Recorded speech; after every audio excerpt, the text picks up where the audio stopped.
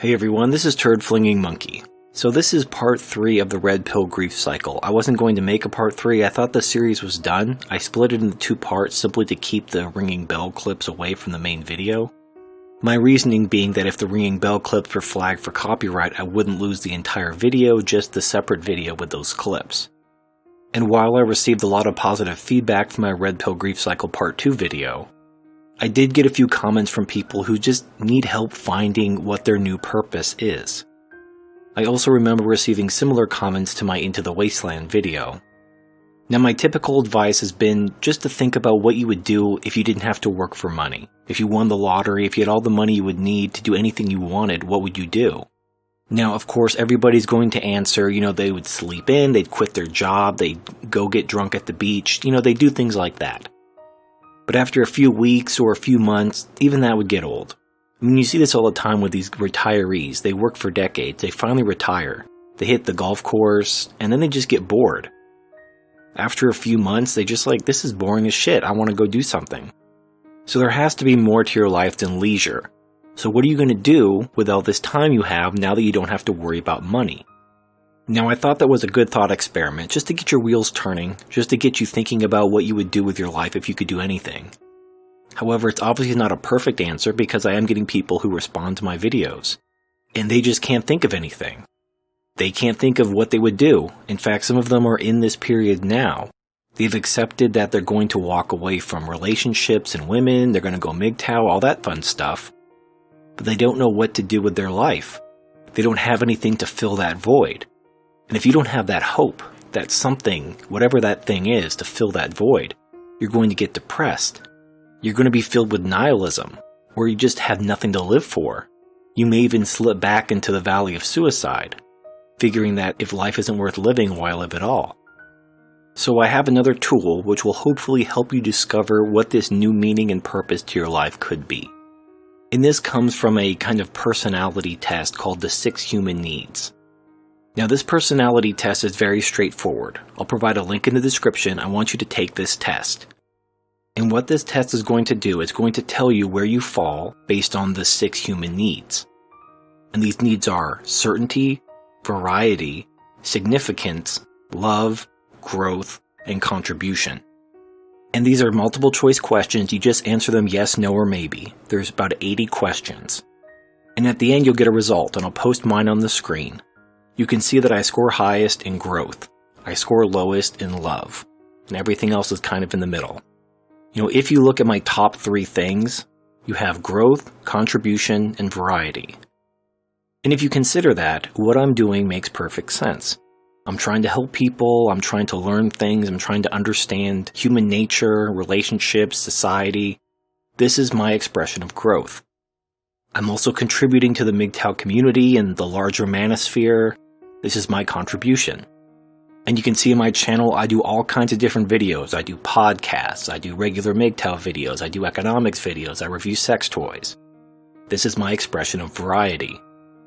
So you could look at these results, compare it to what I do on my YouTube channel, and you can see how I'm expressing this in my own life. Now how you score on this test and the needs you find the most important are going to vary. If you get different results than me, it doesn't mean you're better or worse than me. You're just different. You're your own man. This is where the road to self-actualization leads. This is why you can't really have a mentor when it comes to self-actualization. The road to self-actualization begins and ends with yourself. You need to understand yourself. Once you understand yourself, once you understand your needs, then you need to move towards expressing those needs and self-actualize. So if you score extremely high in growth and contribution like me, you may find fulfillment and self-actualization through something like a YouTube channel. Helping other men, contributing to the manosphere, doing what you want, living your life 0 fucks given. However, what if you score higher in another category?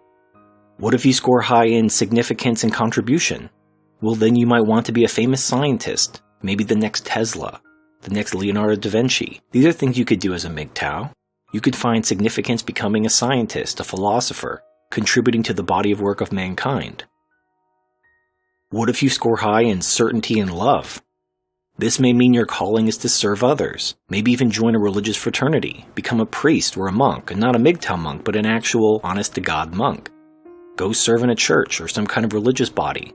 It doesn't even matter which religion it is. And it's important to note that most religions recognize that in order to serve God with your whole being, you can't be married. So this fits perfectly into MGTOW philosophy. Now you're still more or less sacrificing your life for something else. But this may be what's important to you. If you score highest in love, this means you're going to define yourself through your relationships. So going your own way to the extent where you really just don't care about others isn't going to mesh with your personality. Now, if you can't reorient yourself to not care about love, it just may be part of who you are. I scored high in growth and low in love. That's just who I am.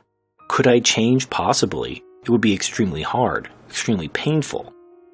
If you could find significance in self-actualization without painful change, so much the better.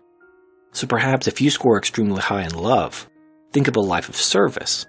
Join some group, even a charity if you're not religious. You can serve your fellow man and find meaning and purpose in that. The point is, the goal of self-actualization isn't an end goal. It's a state of mind. Somebody asked me in a podcast, it wasn't live, it was after the podcast was over, but we were still talking. He asked me if I was self-actualized myself. Think of the red pill grief cycle not as a linear path where once you move forward, you can never move back, but more like a traffic circle or a rotary in Europe. You're always going around. You may have moments where you slip back into the red pill rage, where you slip back into depression, where you need to lean on your brothers. This doesn't mean you're no longer self-actualized. It just means you're human. You're going to keep moving. Life never stops. But one of the best ways to know you're self-actualized is if you're happy. If you feel fulfilled in what you're doing now, just simply ask yourself, are you happy doing what you're doing? If you could, would you do something different? If the answer is yes, if you're not happy where you are, if you're not happy doing what you're doing and you'd rather do something else, then make plans, come up with an actionable strategy to get where you want to go. You don't have a wife or a family holding you back. Everything is internal. You are in complete control of who you are and where you are. So if you don't like where you are, then move. If there's something you want to do, make a plan and do it. And constantly check in with yourself once you've achieved what you set out to achieve.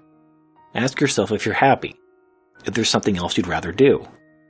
Now, if you score high in variety, you may constantly be moving back and forth between different things.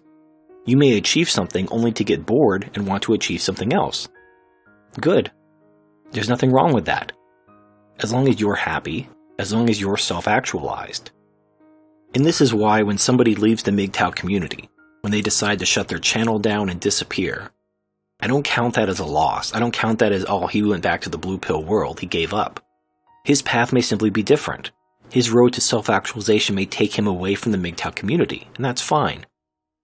Ultimately, MGTOW is a philosophy, and it's up to you to incorporate and internalize that philosophy. But you still need to be true to yourself. Any parts of MGTOW philosophy which prevent you from self-actualization should be rejected. Not rejected by everyone. You shouldn't come back and talk about how MGTOW philosophy is bullshit and everyone should reject it. It just means that for you, your path to self-actualization may not incorporate all the facets of MGTOW philosophy, and there's nothing wrong with that. Incorporate what helps. Incorporate what benefits you in your life, which helps you self-actualize and be happy. And whatever doesn't, leave behind. And the beautiful thing about that is nobody can take it away from you. People can take away your wealth. People can take away your status. People can take away your freedom. But they can't take away your identity. They can only try to get you to give it up. And this is why I've done several videos on tribal identity and why it's so damaging and dangerous. You need to cultivate your own internal sense of identity, your own internal sense of validation. You have to self-actualize. The purest expression of a man going his own way isn't some guy on YouTube talking about how much women suck, talking about the end of society and how feminism is bullshit. That's not the purest form of MGTOW. The purest form of MGTOW is a man going his own way, living his life, and he's happy. And he doesn't need anyone. He doesn't need a woman's validation. He doesn't need the tribe's validation. He's a man going his own way. This is Turd Flinging Monkey. Thank you for watching, and I'll see you next time.